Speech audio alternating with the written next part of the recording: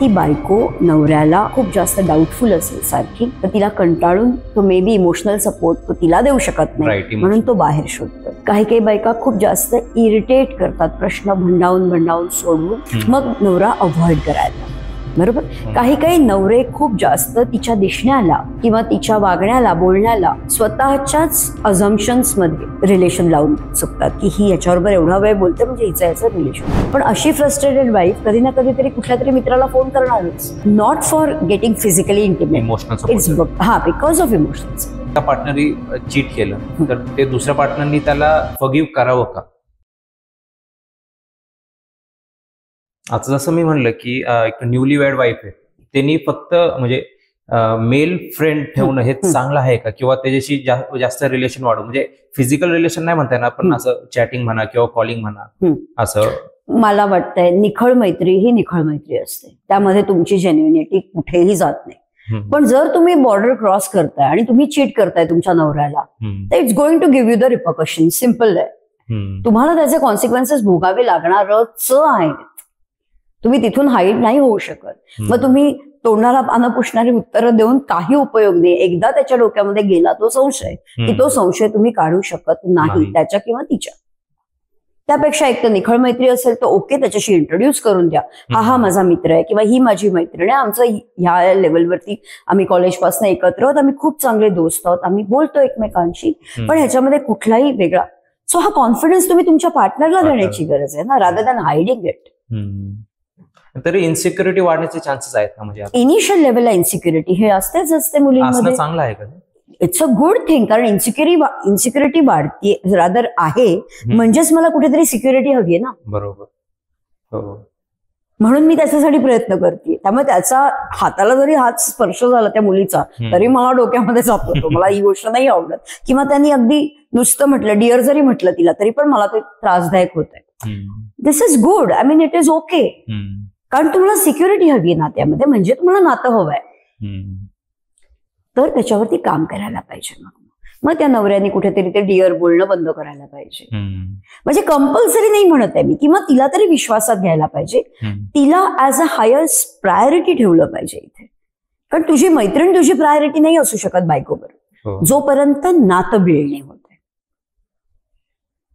जेव्हा तुझं एकदा कनेक्शन बिल्ड झालं, मी मगाशी म्हटलं 6 महिने ते 2 वर्ष, जर तुझं नाताचा बेस पक्का होतोय, then your wife doesn't have a fear of losing you. कधी एका पार्टनरनी चीट केलं तर ते दुसऱ्या पार्टनरनी त्याला फॉरगिव्ह करावं का? किंवा एखादा लग्न झाले तर लग्नानंतर पण समजा त्यांनी हजबंडनी वाईफला चीट केलं तर वाईफनी हजबंडला फॉरगिव्ह करावं का? Forgiveness is good for ourselves, it's not for others.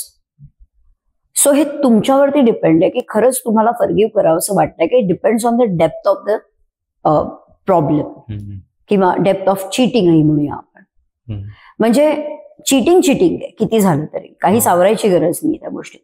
जरी छोटंसं खोटं बोललं किंवा कुठेतरी तुम्ही मेसेज केलेला असेल आणि तुम्ही त्याला पकडलं, किंवा तुम्ही कोणाला फिरताना वगैरे पकडलं, ऑफिसमध्ये कलिग्स बरोबर एखादा डेट करतोय त्याला पकडलं, सो इथे तुम्ही समोरासमोर बसून क्लिअर कम्युनिकेशन करायला पाहिजे. बी it any phase, B it your I would say dating phase असेल, रिलेशनशिपची फेज असेल, सिरियस रिलेशनशिपची, किंवा तुम्ही मॅरिड जरी असाल तरी तुम्हाला हे विचारणं गरजेचं आहे की हे काय. आता हे जे आहे चिटिंग, हे वरचं रिपरकशन आहे, हा कॉन्सिक्वेन्स आहे. कशाचा कॉन्सिक्वेन्स आहे हा? रूट इश्यू वेगळा असू शकतो. फॉर एक्झाम्पल, ती बायको नवऱ्याला खूप जास्त डाऊटफुल असेल सारखी, तर तिला कंटाळून तो मे बी इमोशनल सपोर्ट तो तिला देऊ शकत नाही म्हणून तो बाहेर शोधतोय. हे एक कारण असू शकतं. काही काही बायका खूप जास्त इरिटेट करतात, प्रश्न भंडावून सोडवून त्या इग्नोर नाही करू शकत काही गोष्टी, आणि त्याच गोष्टींवरती म्हणजे त्याच गोष्टीवरती रिपीट करत राहतात. ते इरिटेटिंग होतं, मग नवरा अव्हॉइड करायला लागतो. बरोबर. काही काही नवरे खूप जास्त तिच्या दिसण्याला किंवा तिच्या वागण्याला बोलण्याला स्वतःच्याच अझम्पशन्स मध्ये रिलेशन लावून चुकतात की ही याच्याबरोबर एवढा वेळ बोलते म्हणजे हिचं याचं रिलेशन आहे. तो हा डाऊट तुझ्या मनातला आहे ना, अझम्पशन त्या नवऱ्याचे आहेत, तर त्यांनी स्वतःवर काम करायला हवंय. तिच्यावर डाऊट घेऊन काही उपयोग नाही. हे मी नसेल तर सांगते. पण अशी फ्रस्ट्रेटेड वाईफ कधी ना कधीतरी कुठल्या तरी मित्राला फोन करणारच. Not for getting physically intimate, because of emotional support.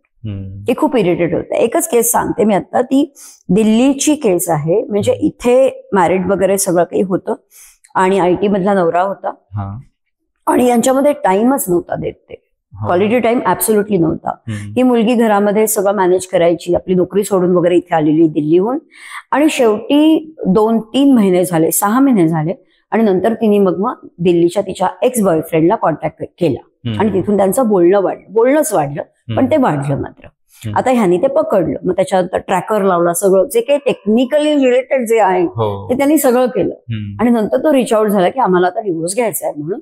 तर मॅडम काय ह्याच्यामध्ये तुम्ही काय सांगू शकाल? आज त्यांना 3 वर्षाचा मुलगा आहे. So they worked on the relationship. Issue काय होता, नवरा तिला क्वालिटी टाइमच देत नव्हता. So she was seeking that emotional support from her friend आणि तो तिला तिकडनं देत होता. जेव्हा यांनी तिला सपोर्ट कोचिंगच्या सेशन्स मार्फत, एक रियालिटी आल्यानंतर, काम करायला सुरुवात केल्यानंतर, जसा यांनी तिला वेळ द्यायला सुरुवात केली, व्हॅल्यू द्यायला सुरुवात केली, एक तर घरातनं पहिले ते बाहेर निघाले, रेंटल प्लेसवरती एकटे राहायला लागले. कारण घरामध्ये बऱ्याच कामांमध्ये आणि त्या नोकझोकमध्ये ती अडकलेली होती. म्हणजे त्याचे आईवडील चुकीचं होतं असं मला नाही म्हणायचं, पण ती जॉईंट फॅमिली होती. सो वेगळे राहायला सुरुवात झाल्यानंतर दोघांचं लक्ष कुठेतरी एकमेकांकडे जायला लागलं. तो क्वालिटी टाइम द्यायला लागला, प्रायोरिटी द्यायला लागला तिला. तिला ते गोष्टी आवडल्या, इमोशनली ती त्याच्याशी कनेक्ट व्हायला सुरुवात झाली. And that is how they could build a relationship, they could build a connection. आणि तेच रिक्वायर्ड होतं. मग तिने जॉब पण घेतला मग तिथून. म्हणजे आता ते सासू सासऱ्यांकडे जातात, जाऊन येऊन असतात, ते त्यांच्याकडे राहायला येतात. पण हे कनेक्शन जे मी मगासपासून सांगते, हा बेस कुठच्याही नात्याला पक्का पाहिजे, नाहीतर ते नातं डळमळतं. आणि चिटिंग हे त्याचं एक रिपकशन आहे, एक त्याचा कॉन्सिक्वेन्स आहे. काही पुरुष किंवा काही बायका ह्याला अपवाद असू शकतात की ज्यांना चिटिंग करणं ही त्यांची सवय आहे. मग तिथे तुम्ही त्या नात्यातनं बाहेर येणं फार गरजेचं आहे. माफ बीफ काही करू नका, एकदा केलं 2दा केलं काही सुधरत नाहीये बाबा, त्या नात्यातनं बाहेर या. कारण ह्या टॉक्सिसिटीमध्ये तुम्ही स्वतःला गमवाल, which you don't have to do. एवढं तर हुशार तुम्ही असलेच पाहिजे. शेवटी ते खंत ते राहणारच ना, किंवा यांनी दुसऱ्या बरोबर एंगेज झालाय, ते पॉइंट ते धरून नंतर वाद घालू शकतात. किंवा गंमत अशी आहे, वाद घालू शकतात, माणूस कधी काही करू शकतो. पण जेव्हा तुम्ही ठरवताय की ही गोष्ट परत नाही आणायचंय, असे सक्सेसफुल कपल्स पण मी बघितले. आत्ताची रिसेंट केस स्टडी सांगते. मुलांनी चीट केलं म्हणजे काय केलंय, मुलीबरोबर बोलायला सुरुवात केली इमोशनली, आणि नंतर घरातल्यांची मीटिंग वगैरे घेऊन सगळ्यांसमोर डिक्लेअर केलं की माझा असं अफेअर आहे आणि मला हिच्याबरोबर नांदायचं नाहीये, मला हिला ठेवायचं नाहीये. दे वर in a relationship for 8 years. अरे बापरे. 8 वर्ष, रादर 11वी पासून ते एकमेकाला ओळखतात. अरे बापरे. आता असं असताना त्यांनी घरातल्यांची मीटिंग घेतली, 1दा 2दा 3दा ज्या काही मीटिंग झाल्या त्याच्यात ते सांगितलं मला हिच्यावर राहायचं नाहीये, माझं या मुलीवरती प्रेम आहे आणि हिच्यावर मी राहतोय किंवा काय जे आहे ते. आता मुलीबरोबर राहतोय सांगितलं, म्हणजे मला तिच्याशी लग्न करेन किंवा मी तिच्या प्रेमात आहे असं सांगितलं, तरी पण तो तिच्या कॉन्टॅक्टमध्ये होता. पण घरी तो स्वतःच्या बेडरूम मध्ये सुद्धा एंट्री करत नव्हता, कारण बेडरूम मध्ये त्या दोघांचा फोटो लावलेला, बरोबर, बायकोचा आणि त्याचा. तर he was missing her actually. नीट लक्ष द्या, ही वॉज मिसिंग हर. पण काहीच हेल्पलेस असल्यामुळे तो त्या दुसऱ्या मुलीकडे अट्रॅक्ट झाला. इमोशनल त्याला असं वाटलं की ती सपोर्ट करते म्हणून. वेरच त्याच्या पैशाचं ती यूज करत होती, त्याच्या पैशाला ती मिसयूज करत होती, बरोबर. आणि असं भासवत होती की ती त्याला इमोशनली सपोर्ट करते आणि जे त्याला हवं होतं. ही मुलगी म्हणजे ही बायको त्याची, she reached out to me, we started working on that. Recent case study आणि वी हॅव स्टार्टेड इट. तिच्याकडनं काय होत होतं की मी मगाशी म्हटलं तसं व्हॅलिडेशन, मला सांग नाही तर कळणार कसं, बरोबर आहे. त्यामुळे ती खूप ब्लंटली बोलत होती त्याच्याशी, खूपच जास्त तोडून बोलत होती. पटकन इन्सल्ट करा, पटकन बोला, एवढं कसं कळत नाही तुला, एवढं कसं नाही शिकवलं तुला, ही कशी अक्कल नाही तुला. He used to get hurt for that. मी जसं म्हटलं आजची मुलं इमोशनल आहेत, त्याचं हे अगदी धारांत खरं उदाहरण आहे. जेव्हा तिने आता सेशन्स तर्फे स्वतःवरती काम करायला सुरुवात केली, स्वतःच्या कम्युनिकेशनवर, स्वतःच्या टोनवरती, शब्द काय वापरायचे, थोडेसे पेशन्स कसे ठेवायचे, ती परत गेली त्या घरामध्ये राहायला.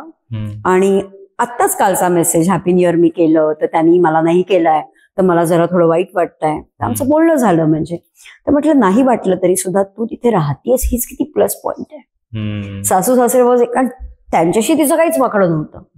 त्यामुळे ते म्हणाले तू कशी आलीस, तर म्हणे नाही मी नातं सुधारायला आली आणि मी ती राहिली नाही आधीची, which is such a plus point. So जेव्हा तुम्ही कोणीतरी एक पार्टनर इनिशिएटिव्ह घेता ना काम करण्यासाठी, तर इथे चीटिंग असताना सुद्धा हा मुलगा त्या मुलीला भेटलेला पण नाहीये गेल्या 2-3 महिन्यात.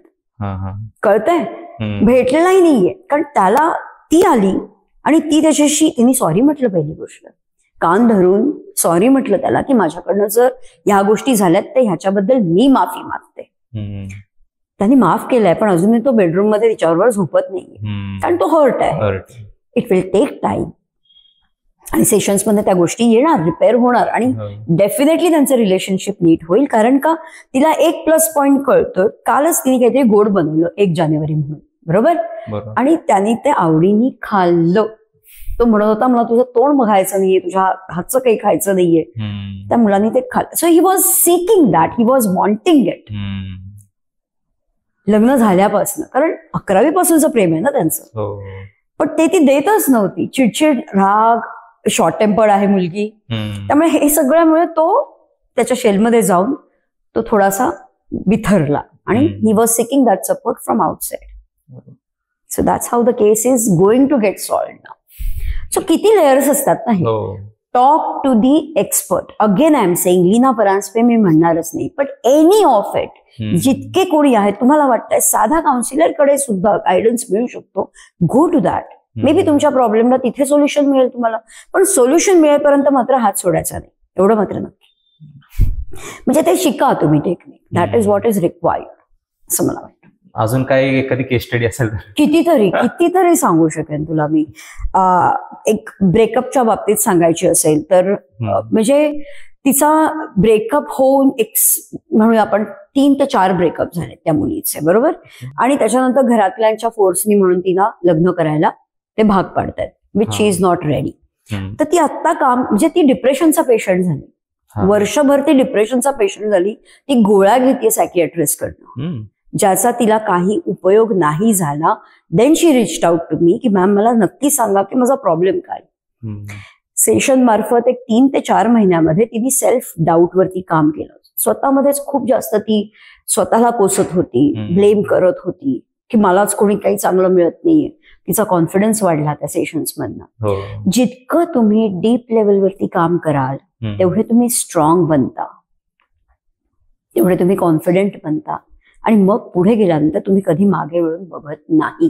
कारण प्रॉब्लेम्स तर आज ना उद्या सगळे येणारच आहेत, पण त्याची डील करण्याची ताकद तर वाढते तुमची. सहन करण्याची नाही म्हणते मी, डील करण्याची. डील करणं आणि सहन करण्याच्यात फरक आहे. सहन करता जेव्हा नॉलेज नसतं, डील करता जेव्हा नॉलेज असतं, पण you know how to fix this, you need to learn that. मी अशा कितीतरी केस स्टडी सांगू शकते तुला. म्हणजे पण again I would lastly say like I adore your generation from bottom of my heart. कारण तुम्ही एकदा समजलात की तुम्ही मग म्हणजे पिच्छा सोडत नाही त्या गोष्टीचा. ते समजणं गरजेचं आहे. So don't keep the things under the rug. Speak out, reach out to, work on it. Maybe तुम्हाला फ्री ऑफ कॉस्ट करायचं असेल, गुगलवरनं काही सोल्युशन्स काढा, व्हिडिओज बघा, तिथून सोल्युशन्स काढा, पण काम करा. You need to work on it.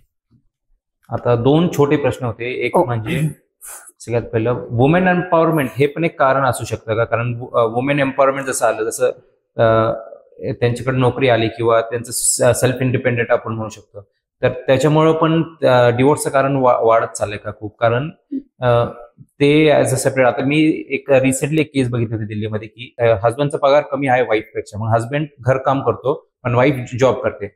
Wife job करते, त्यांचं म्हणजे पॅकेज वगैरे जास्त आहे. ते दोघांमध्ये नंतर हळूहळू बोलणं कमी झालं, वाद व्हायला सुरुवात झाली. परत मुलगा झाला, ते मुलगा एकटा हस्बंड सांभाळतो, वाईफ जॉब करते.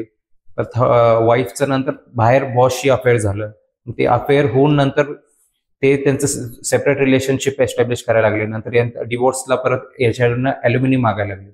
तर असं म्हणजे असं एक केस स्टडी झाली, तर असं वुमन एम्पॉवरमेंट पण निगेटिव्ह इफेक्ट होऊ शकतं का? नक्की होऊ शकतं. कारण विमेन एम्पॉवरमेंट म्हणजे पहिली गोष्ट, तुम्हाला विमेन आर एम्पॉवर्ड स्पीशीज. त्यांना परत एम्पॉवर करायची गरज नाहीये. पूर्वीच्या काळी त्यांना तेवढी सजगता नव्हती म्हणून एम्पॉवरमेंट आली आता. पण आता जी एम्पॉवरमेंट आली ती किती वापरायची, किती मात्रेत वापरायची आणि कुठे वापरायची याचं ज्ञानच नाहीये त्यांना. त्यामुळे त्या सगळीकडेच वापरतात, करिअरमध्ये पण वापरतात, तसं पर्सनल लाईफ मध्ये पण वापरतात त्या. हो, आधी कसं हस्बंडवर डिपेंड असायची किंवा हस्बंडची थोडीशी भीती असायची, पण आता की बाबा हस्बंडची भीतीच राहिली ना, किंवा त्याची गरजच नाही.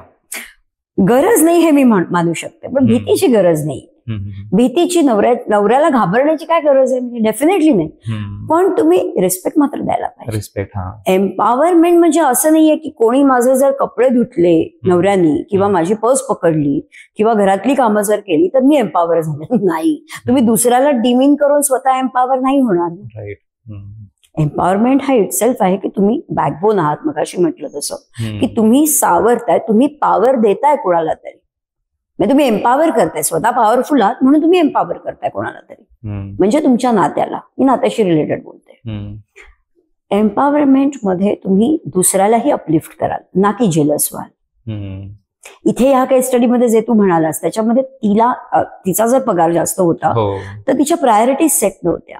शी might be चुझिंग her career or money over him, which was definitely not going to work. So त्यांनी तिला सोडायला पाहिजे, ती त्याला सोडण्यापेक्षा ऍक्च्युअली. कारण हे चुकीचं आहे ना. किंवा मग तिचा माइंडसेट तरी बदलायला लागेल की मग आपण एकत्र कशाला आलो किंवा आपण लग्न का केलं. हे माझ्याही बाबतीत होऊ शकतं, माझाही पगार होऊ शकतो जास्त, पण let's not bring our ego here, let us start working on this. की ज्यामध्ये प्रेम, रिस्पेक्ट हे बेस लेवलला असेल. हे मी सांगायचं म्हणून सांगत नाहीये, it is a fact. Basic लेवलची व्हॅल्यू, रिस्पेक्ट, प्रेम आणि फॉरगिव्हनेस टू सम एक्सटेंट, ह्या गोष्टी पाहिजेत, तरच तुम्ही तुमचं कनेक्शन बेस तुमचा बनवू शकता, ज्याच्यामध्ये ऍक्सेप्टन्स पण येतो, अंडरस्टँडिंग पण येत आणि हँड इन हँड फायटिंग पण करता तुम्ही. पण ती फाईट करता करता सुद्धा तुम्ही पुढे जाता. म्हणजे त्या फाईट्स डिझॉल्व्ह होतात, पुढच्या नेक्स्ट लेवलच्या फाईटला जाता तुम्ही किंवा आर्ग्युमेंटला जाता. Fighting is an integral part of relationship. It is going to be there. Difference of opinion सुद्धा असणार, आर्ग्युमेंट पण होती, पण over the period of time हळूहळू ती गोष्ट एक एलिव्हेट व्हायला पाहिजे, तुम्ही पुढे जायला पाहिजे. इथे हिच्या प्रायोरिटीजच सेट नव्हत्या.